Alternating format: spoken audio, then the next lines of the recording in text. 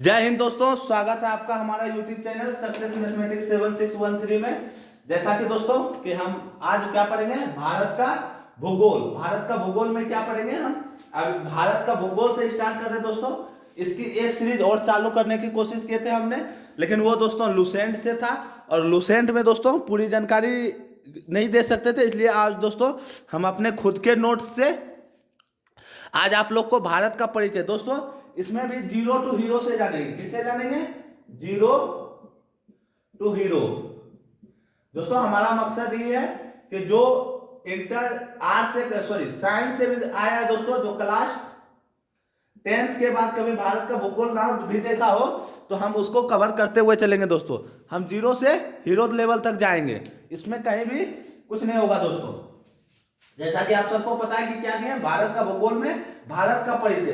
तो दोस्तों हम किसी का परिचय जानते हैं, हम आपका परिचय लेना चाहें तो हम क्या पूछेंगे? आपका नाम क्या है, आप कहाँ का, आपका घर कहाँ है, आपका जिला कहाँ है, आपका राज्य कहाँ है, आप कौन से देश के निवासी है। तो उसी तरह दोस्तों भारत का परिचय क्या क्या हो सकता है कि भारत का नाम हो सकता है कि भारत का क्या क्या नाम है। पहले जानेंगे, क्या जानेंगे? भारत का, सॉरी दोस्तों भारत नहीं लिखना चाहिए, भारत तो हमारे देश का नाम, हमारे देश का नाम, हमारे देश का नाम क्या क्या है। दूसरा जो जानेंगे दोस्तों कि हमारे देश का विस्तार क्या है, हमारे देश का विस्तार कहां से कहां तक है, देश का विस्तार। तीसरा जो जानेंगे, थोड़ी सी इंक डाल लेते हैं दोस्तों, हमारे देश की सीमा, हमारे देश की सीमा। दोस्तों इस तीनों की बात करें तो हम 10 से 15 मिनट में तीनों को कवर कर सकते हैं, लेकिन वो दोस्तों कवर नहीं होगा। वो सिर्फ ऊपर से बता दिया जाएगा कि हमारे देश का नाम क्या है, भारत, आर्यभट्ट, जम्बू द्वीप, इंडिया, ये सब दोस्तों नाम हो जाएगा। लेकिन अब एग्जामिनर यहां से प्रश्न नहीं पूछ रहा है, अब पूछ लेगा कि इंडिया नाम कहां से पहली बार मिलता है, या भारतवर्ष को किसने पहले भारत कहा, या हिंदुस्तान को किसने हिंदुस्तान कहा। अब प्रश्न इस तरह के आने लगा है, तो आपको भी जानकारी इसी तरह का होना चाहिए दोस्तों, ना कि मतलब 10 मिनट में। और देश की विस्तार बात करें तो हम भी लिख सकते हैं कि 8 डिग्री 4 से 37 डिग्री 6 तक और 68 डिग्री 7 पूर्वी से लेके 97 डिग्री 25 तक हमारा भी पूर्वी विस्तार है, 6 डिग्री 4। लेकिन वहां से दोस्तों काम नहीं चलने वाला, हमको पूरा डीप में जानना पड़ेगा। सबसे क्या हेडिंग डाले हैं? हमारे देश का नाम। तो चलिए दोस्तों पहले इन दोनों को मिटाते हैं, आप लोग नोट कर दिए होंगे, हमें पूर्ण आशा है। सबसे पहले जो हमारे देश का नाम आता है दोस्तों, बात करते हैं पहला, इसका नाम आता है जम्बू द्वीप। क्या नाम आता है? जम्बू द्वीप। उसके बाद जो नाम आता है दोस्तों, उसके बाद आता है भारत। उसके बाद क्या आता है? आर्यवर्त, आर्यवर्त। चौथा क्या आता है दोस्तों? आर्यवर्त के बाद इंडिया। क्या आता है? इंडिया। जम्बू द्वीप, जम्बू द्वीप, भारत, आर्यवर्त और इंडिया। अब दोस्तों जम्बू द्वीप के बारे में जानते हैं दोस्तों। अगर आप लोग रामायण सीरियल सुने होंगे तो जहां एक कहानी आता है कि लव कुश एक गीत गाते हैं, उसमें दोस्तों कहा जाता है कि जम्बू द्वीपे आर्यावर्ते भारत खंडे। वहां भी एक बार दोस्तों हम लोग को गाना सुनने में बहुत अच्छा लगता है, आप लोग भी सुनते होंगे तो आप लोग को भी बहुत अच्छा लगता होगा। जम्बू द्वीप जो नाम पड़ा है दोस्तों, ये एक पेड़ के नाम पे पड़ा है, एक पेड़ के नाम पे, पेड़ के नाम पर है। अब इसमें ये निश्चित नहीं है कि दोस्तों किसी ने बोल रहा है कि कटहल था, किसी ने बोल रहा है जामुन है, लेकिन जो भी है, लेकिन ये कंफर्म है कि एक पेड़ के नाम पे पड़ा हुआ है। भारत की बात करें तो भारत, भारत का नाम कैसे पड़ा दोस्तों हमारे देश का नाम? तो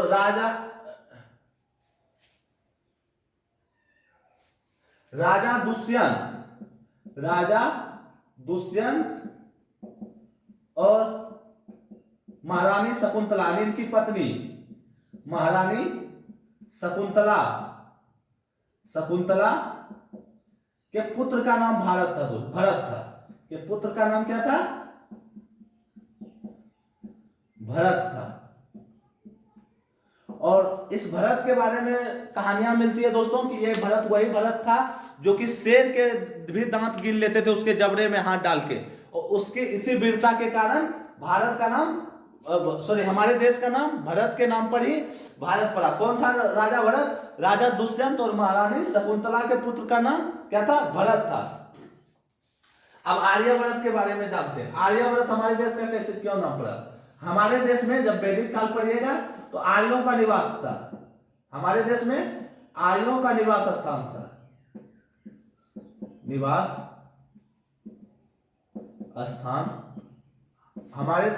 हमारे आर्यों का, हमारे देश में लिखना चाहिए दोस्तों, यहाँ थोड़ी सी सुधारते, हमारे देश में आर्यों का निवास स्थान था, आर्यों का निवास स्थान था, इसी के कारण आर्यभट्ट पड़ा।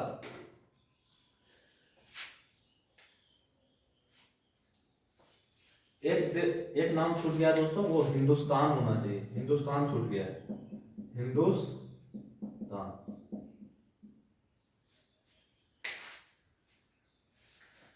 इंडिया की बात करें दोस्तों, ये ग्रीक यूनानी लोग सिंधु नदी को इंडस नदी कहते थे, इंग्लिश में क्या नाम कहते थे? इंडस नदी, इंडस नदी। ये सिंधु नदी को दोस्तों क्या कहते थे? इंडस नदी। इंडस नदी के नाम पे ही हमारे देश का नाम इंडिया पड़ा। किस नदी के नाम पे? हिंदी में बोला जाए तो सिंधु का, वही सौ से दोस्तों यहाँ आके हो बनता है। किस नाम? सिंधु नदी को इंग्लिश में क्या कहते थे? इंडस नदी। और इंडस नदी से ही हमारे देश का नाम इंडिया पड़ा।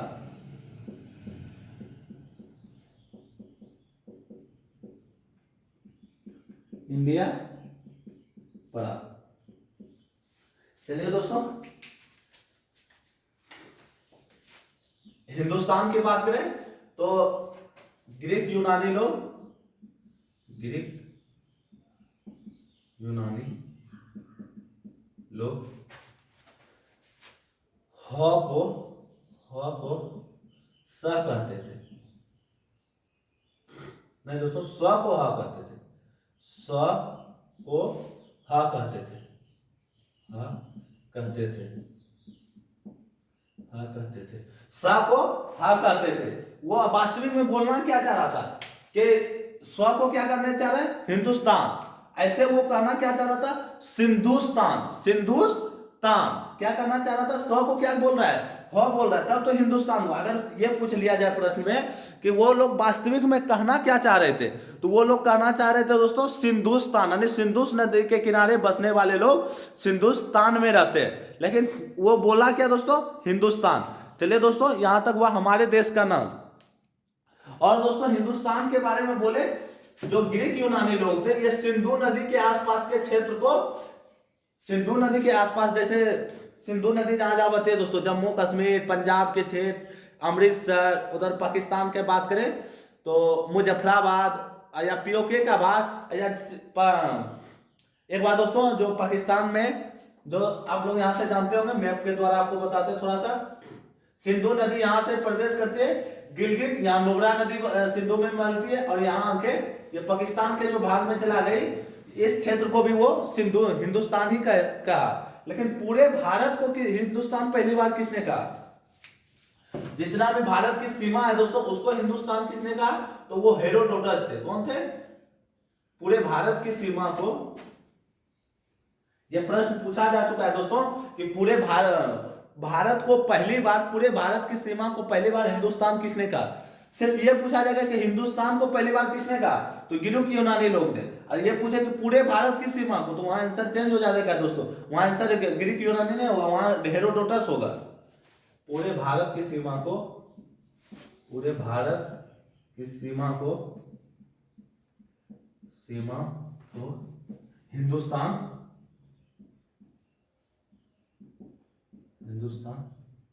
किसने कहा? किसने कहा? तो इसका आंसर होगा दोस्तों हेरोडोटस।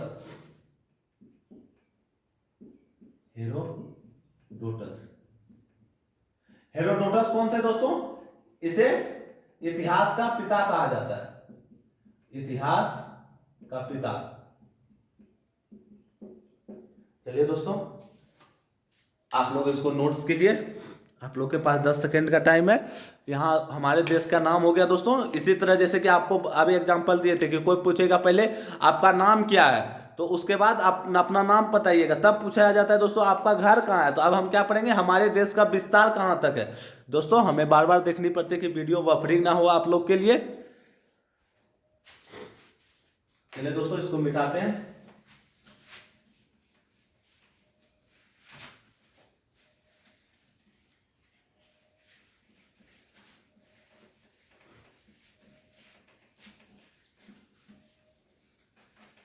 एक बात और बताते हैं दोस्तों आप लोग को, डिजिटल बोर्ड पे जैसे क्लिक से पीपीटी आता है दोस्तों, उसी तरह क्लिक से पीपीटी के तरह आपके माइंड से भी हट जाएगा। जब तक आप यहाँ पे दोस्तों, हम भी अपने नोट से पहले लिख सकते थे और आपको बता सकते थे व्हाइट बोर्ड पे, लेकिन उससे कुछ होने जाने वाला नहीं, टाइम अवश्य लगेगा दोस्तों। आप एक बार हम बोल रहे हैं तो सुन रहे हैं, फिर आप लिखिएगा तो उसको सुनिएगा। आप एक ही साथ 2-3 बार पढ़ाई कर रहे हैं। और पीपीटी में क्या है दोस्तों, डिजिटल बोर्ड में पीपीटी लगाएगा, आप देख लीजिएगा, उसी को समझा दिया जाता है। उससे जब तक आपका माइंड पे अधिक से अधिक प्रेशर नहीं पड़ेगा, तब तक आपको याद रखना असंभव सा प्रतीत होगा दोस्तों। आप खुद ही एग्जाम में बैठ के देख लीजिए ना, कि जो एग्जाम में प्रश्न पूछा है वो अपना नोटबुक में उल्टा के तो देखिए, वो प्रश्न आपको बताया गया लेकिन आपको याद नहीं आता है दोस्तों वहां एग्जाम हॉल में। क्योंकि जिस तरह क्लिक, जितनी क्लिक में आप जल्दी में स्पीड में पढ़ लीजिएगा, उतनी क्लिक में आपके माइंड से भी डिलीट हो जाएगा। हमारे देश के विस्तार। अब क्या पढ़ेंगे दोस्तों, हमारे देश का विस्तार। पूर्व जमाना का दोस्तों, अगर आप रामायण और महाभारत का सीरियल देखिएगा तो उसमें क्या होते हैं, एक गुरु जी जो गुरुदेव रहते हैं वो बैठे रहते हैं एक ऊंचे आसन पे, और सभी मतलब जो उनके शिष्य रहते हैं नीचे, और उच्चारण करके पढ़ते हैं। सभी एक साथ उच्चारण करते हैं। एक बार गुरुजी बोलते हैं, फिर सब शिष्य बोलते हैं। जब तक आप बोल बोल के नहीं पढ़िएगा, आप मन गुप्ते पढ़िएगा, तो वो मतलब फिर तो आप एग्जाम हॉल के एक बार दे के आइए, तब पता चलेगा। हमारे देश का विस्तार कहाँ है दोस्तों, विश्व में। ये पृथ्वी बनाए दोस्तों, पृथ्वी हल्की चपटी हुई है ध्रुव पे, और इसका पहले दोस्तों हम पृथ्वी को बराबर 2 भागों में विभाजित करते हैं। ये कितना डिग्री अक्षांश है, 0 डिग्री अक्षांश, 0 डिग्री अक्षांश, अक्षांश। इधर क्या हो गया दोस्तों, उत्तर, और इधर कितना हुआ, ये क्या हुआ, दक्षिण। इसमें दोस्तों हम अक्षांश देशांतर का स्पेशल क्लास होगा। इसमें अभी जब जितना आपको समझने लायक है हम आपको समझाते जाएंगे। और ये क्या हुआ दोस्तों, 0 डिग्री देशांतर,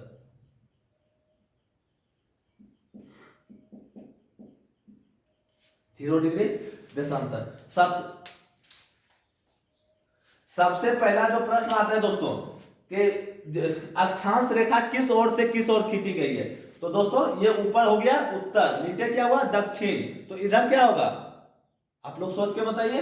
सबसे पहले यहां हो गया उत्तर, उत्तर, इधर क्या हुआ दक्षिण,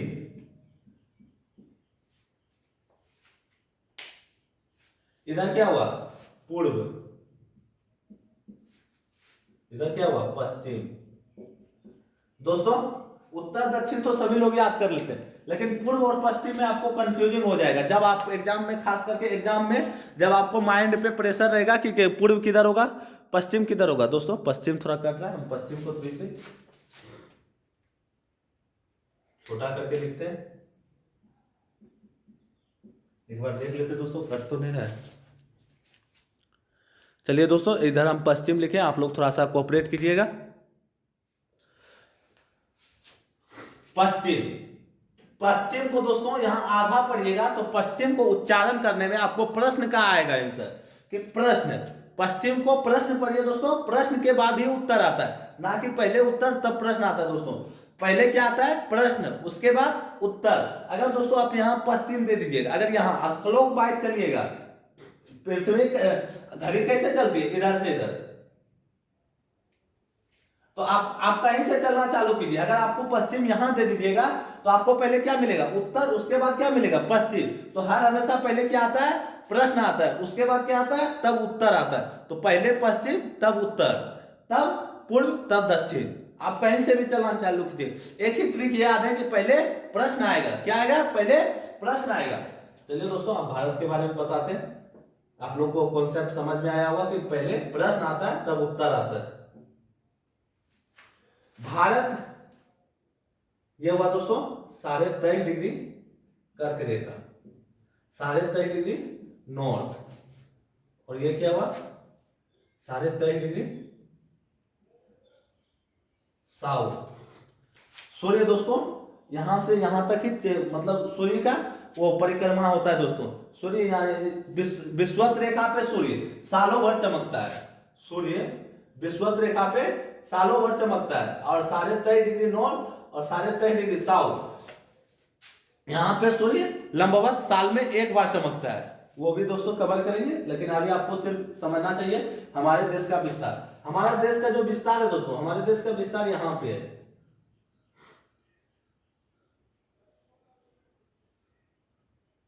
हमारे देश का विस्तार यहां पे है।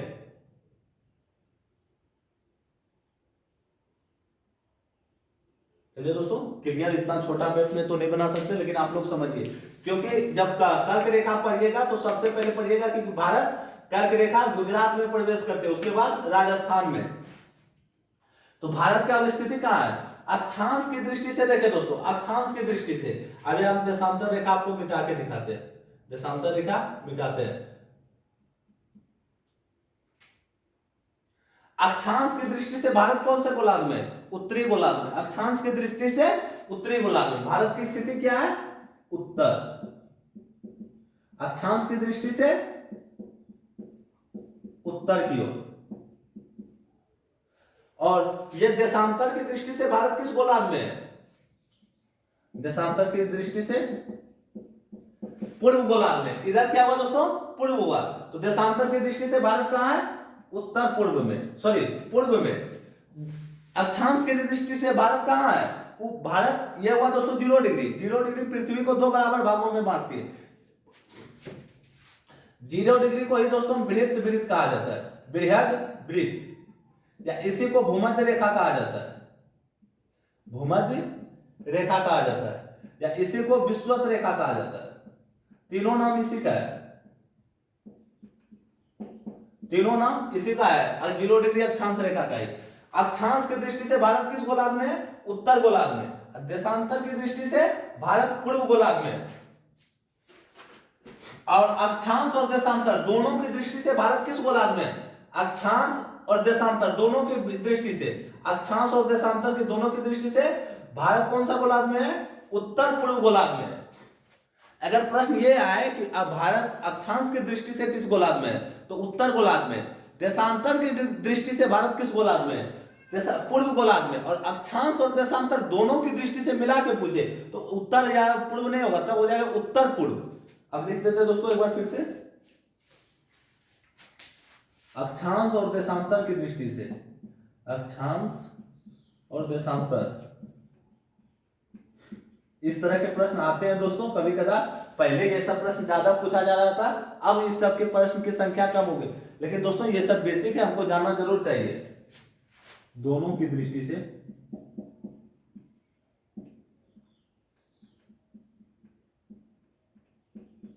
भारत किस गोलार्ध में, किस गोलार्ध में है, तो इसका क्या होगा? उत्तर पूर्व, उत्तर पूर्व। चलिए दोस्तों, आप लोग इसको एक बार नोट्स कीजिए।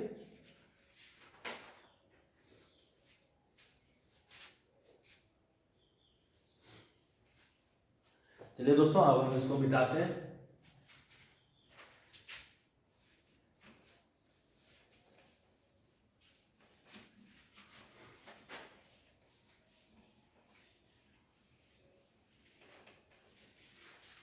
दोस्तों अक्षांशीय विस्तार की बात करें भारत का, अक्षांश और देशांतर तो समझ लिए कि क्या है। अक्षांशीय विस्तार की बात करें, अक्षांशीय विस्तार,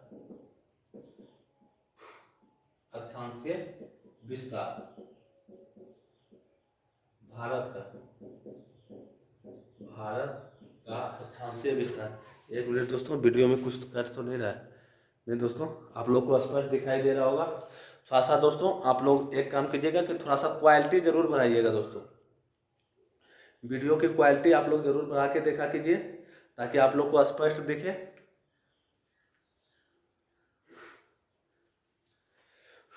भारत का अक्षांशीय विस्तार कहां से कहां तक है दोस्तों? प्रश्न में कभी कदार आ जाता है दोस्तों कि अक्षांशीय विस्तार का जरूरत क्या है, तो इसका आंसर होगा दोस्तों भारत की अच्छा मतलब सिर्फ ये है कि अक्षांशीय विस्तार क्या है दोस्तों।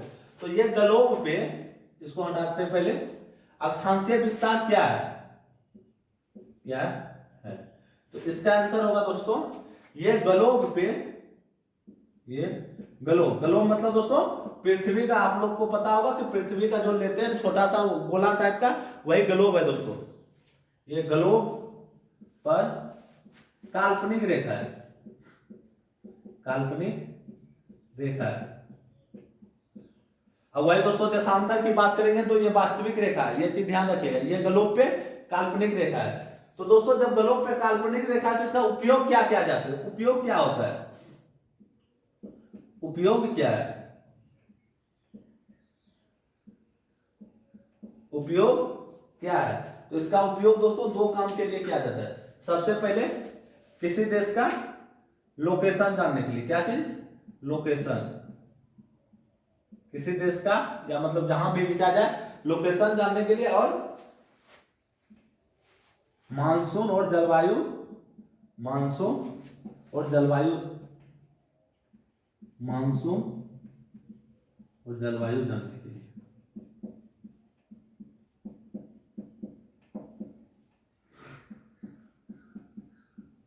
जानने दोस्तों।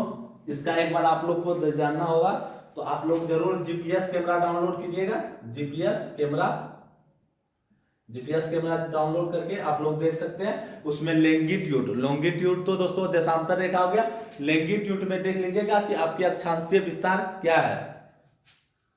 चलिए दोस्तों ये तो अक्षांशीय विस्तार के बारे में आप लोग लिखिए, फिर इसको मिटाते हैं हम और भारत का मैप बनाते हैं दोस्तों। आप लोग वीडियो रोक के जरूर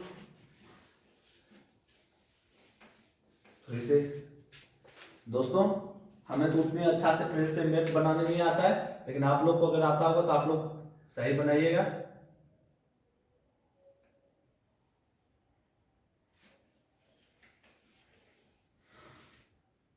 पहले वीडियो को थोड़ी देर रोक देते हैं दोस्तों मैप के लिए। चलिए दोस्तों हमसे तो पूरी तरह स्पष्ट भारत का मैप नहीं बनता है, लेकिन फिर भी हम बनाने की कोशिश किए दोस्तों।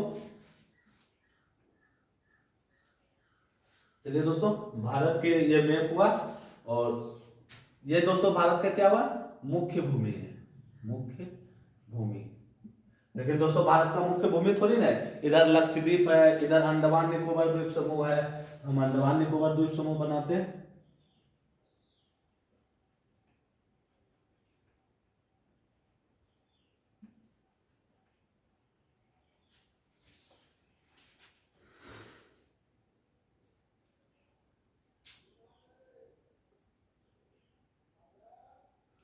चलिए दोस्तों भारत के अक्षांशीय विस्तार की बात करें तो सबसे हमारा नीचे क्या है, यहाँ पे है। तो भारत की सीमा कहां तक है, यहां तक नहीं है दोस्तों, यहाँ मुख्य भूमि की सीमा है। भारत का सबसे विस्तार कहां तक है, यहां तक। समुद्र में भी दोस्तों भारत का विस्तार है, और यहाँ क्या है, यहाँ इसको दोस्तों ग्रेट निकोबार के नाम से जानते हैं। किस नाम से, ग्रेट निकोबार, ग्रेट निकोबार के नाम से जानते हैं दोस्तों। और ये पूरी किस किस समूह है दोस्तों, अंडमान निकोबार द्वीप समूह की, अंडमान निकोबार द्वीप समूह।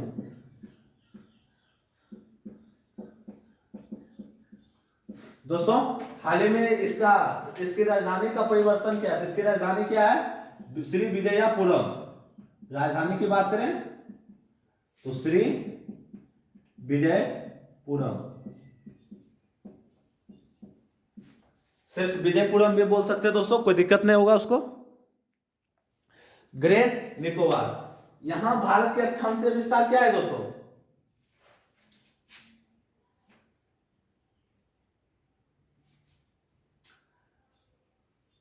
यहाँ 6 डिग्री 4-5 नॉर्थ, 6 डिग्री 4-5 नॉर्थ, या 6.4 भी कर सकते हैं दोस्तों, आप लोग को याद रखने के लिए, बस वहां याद रखने की डिग्री में होगा 6.45 नॉर्थ। अब आपको समझाते हैं दोस्तों फिर से, ये क्या है, ग्लोब है, और ये 0 डिग्री अक्षांश रेखा है। हम इससे 1 डिग्री अक्षांश चले, इससे हम 1 डिग्री अक्षांश चले, 2 डिग्री चले, 3 डिग्री चले, 4-5-6, 6 से 4-5 जब चले तो यहाँ हमारा भारत का सबसे दक्षिणतम बिंदु है, और यहां से लेके भारत का दक्षिणतम बिंदु से दूरी पूछा जाए दोस्तों तो ये 876 किलोमीटर है। कितना दूरी है? 876 किलोमीटर। और दोस्तों इसको ग्रेट निकोबार को किस नाम से जाना जाता है? इसी को दोस्तों इंदिरा पॉइंट कहा जाता है, इंदिरा पॉइंट। इसी को दोस्तों पिगमेलियन पॉइंट के भी नाम से जाना जाता है, पिगमेलियन पॉइंट। दोस्तों पॉइंट को हिंदी में बिंदु कहते हैं, इसी को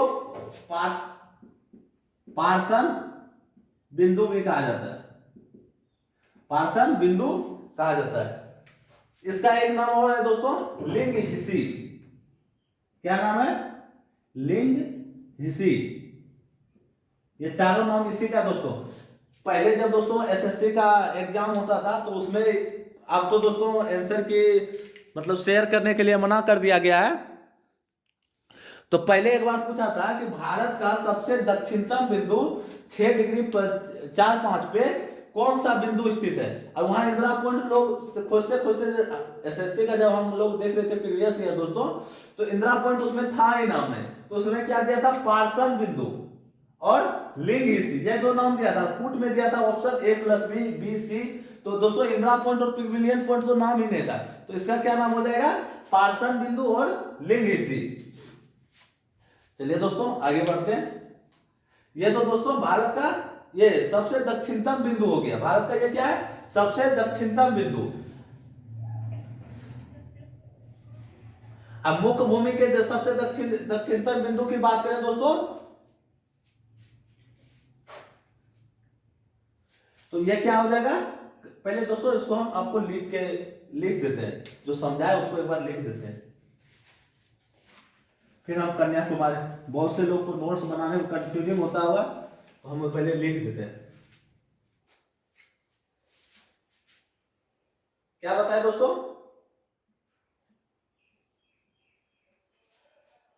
भारत का सबसे दक्षिणतम बिंदु, जब तक मुख्य भूमि न लगाए तब तक क्या कन्याकुमारी नहीं होगा दोस्तों। जब सिर्फ ये पूछे कि भारत का सबसे दक्षिणतम बिंदु कौन सा है, दक्षिणतम सीमा, तो ग्रेट निकोबार होगा,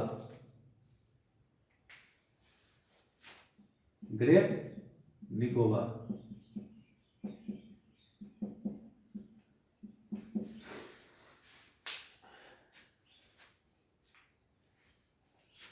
दोस्तों ग्रेट निकोबार पे कौन कौन सा दक्षिण कितने डिग्री स्थित है?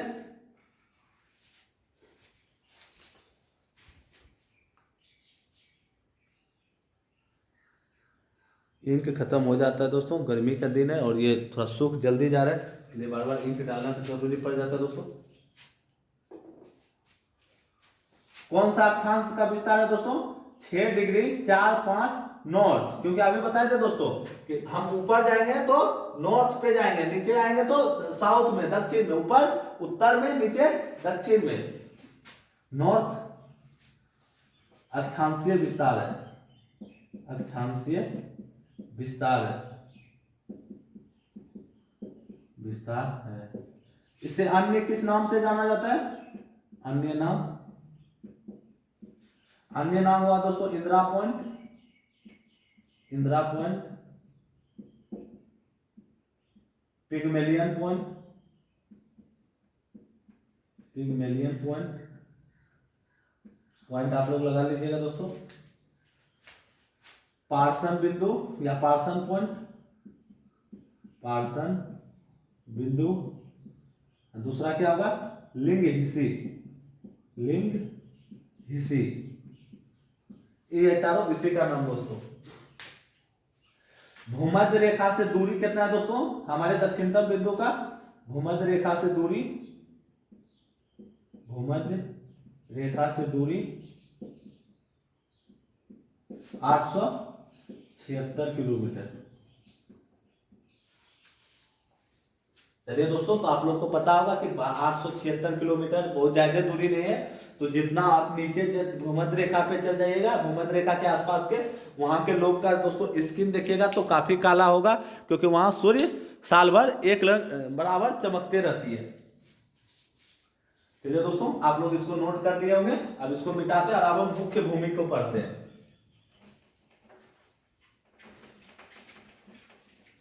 ये तो दोस्तों सबसे दक्षिणतम बिंदु हो गया, लेकिन भारत वो तो समुद्र में है। और दोस्तों जो इंदिरा पॉइंट था, ये 26 दिसंबर 2004 को एक सुनामी आया था और ये डूब गया था और पुनः निकलने लगा दोस्तों। इंदिरा पॉइंट सब अभी वर्तमान में जलमग्न है, आप वहां नहीं जा सकते हैं क्योंकि वो जलमग्न है। अब धीरे धीरे पानी जब खत्म हो रहा है तो वो पुनः निकल रहा है। सुनामी के बारे में दोस्तों अभी तक ना के बराबर एग्जाम में पूछा गया, इसलिए हम लिखे नहीं, लेकिन एक बार आप लोग जान लीजिए कि 26 दिसंबर 2004 को यह सीमा जलमग्न हो गया था। यह सुनामी में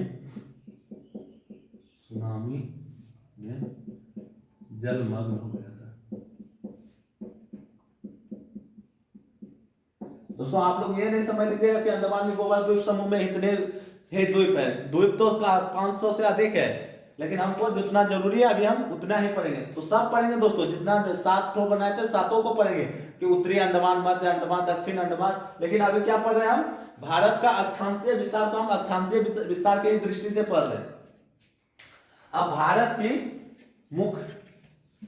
मुख्य भूमि का विस्तार, भारत का मुख्य भूमि का दक्षिणतम बिंदु।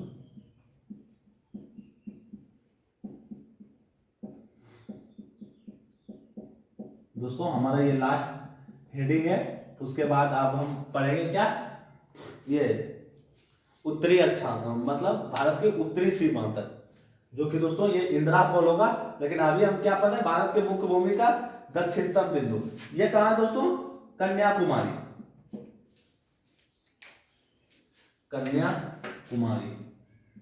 मुख्य भूमि क्या है?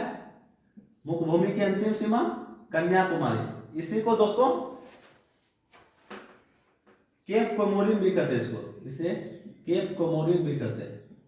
केप कोमोरिन,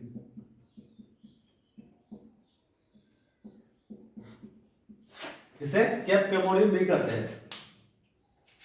कन्याकुमारी को, इसका अक्षांशीय विस्तार बात करें दोस्तों तो 8 डिग्री 4 नॉर्थ या उत्तर या नॉर्थ को ही हिंदी में मुख्य भूमि जब तक ना लगाए तब तक आपका आंसर 6 डिग्री 4 5 होगा। और मुख्य भूमि जब लगा दे तो 8 डिग्री 4 हो जाएगा। 8 डिग्री 4 से 37 डिग्री 6 तो अभी नहीं पढ़े दोस्तों, बस रिकॉल माइंड में रहता है, इसलिए बार बार बोला जा रहा है कि 37 डिग्री 6। अभी आप लोग को भारत के मुख्य भूमि का अक्षांशीय विस्तार कितना है? 8 डिग्री। कहां से चालू होता है? 8 डिग्री 4। दोस्तों कुछ अक्षांशीय विस्तार जो कि अब एग्जाम में पूछा जा रहा है, और ऐसे तो हम इसको नहीं बनाने तो बहुत मुश्किल है कि अक्षांशीय विस्तार क्या है, लेकिन फिर भी कुछ पढ़ते हैं दोस्तों। एक 12 डिग्री अक्षांश रेखा गुजरती है दोस्तों, जो कि काफी बार पूछा गया है। 12 डिग्री अक्षांश रेखा, 12 डिग्री उत्तरी अक्षांश, ये कहां से गुजरती है दोस्तों? पांडिचेरी से। और एक 16 डिग्री अक्षांश रेखा के बारे में बराबर पूछा जाता है दोस्तों। 16 डिग्री अक्षांश रेखा ये कहां से गुजरती है दोस्तों? 16 अप्रोक्स है, क्योंकि आप लोग बार बार देख रहे हैं कि 8 डिग्री 4, 6 डिग्री 4, ये 16 डिग्री अप्रोक्स है। ये कहां से गुजरती है? गोवा से। कहां से? गोवा से। और 3.5 डिग्री दोस्तों ये चल जाएगी 8 राज्य से, गुजरात, राजस्थान, मध्य प्रदेश,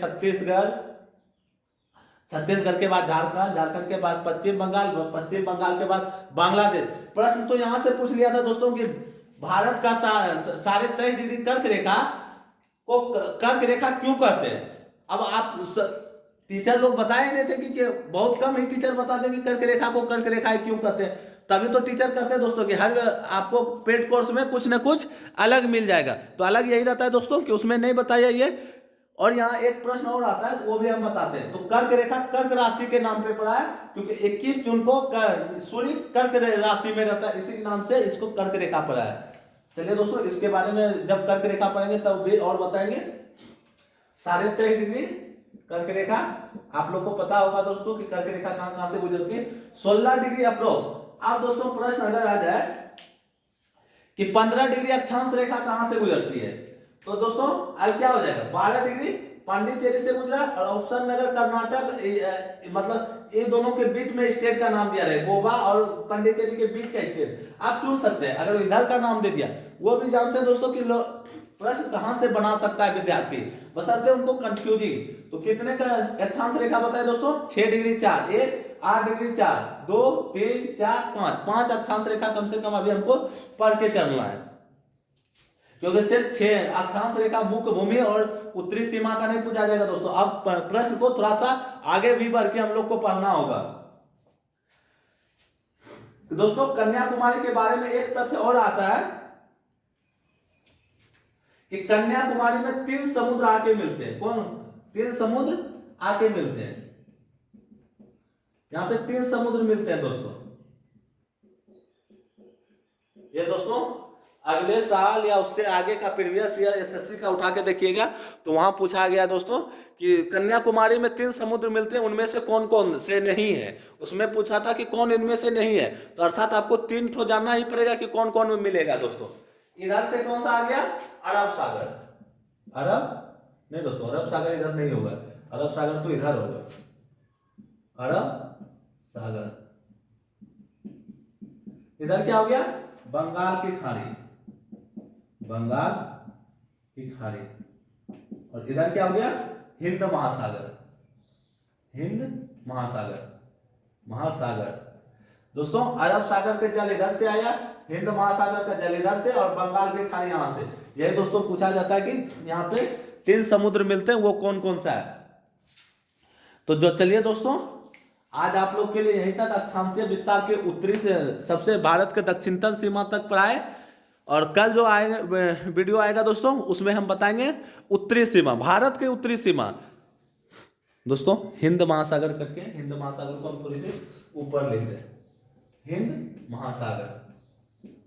हिंद महासागर पर दोस्तों यहीं पे है आप लोग, हिंद महासागर भारत के दक्षिणतम बिंदु के नीचे ही है दोस्तों, कन्याकुमारी से नीचे बंगाल की खाड़ी और अरब सागर लेफ्ट और राइट में है दोस्तों।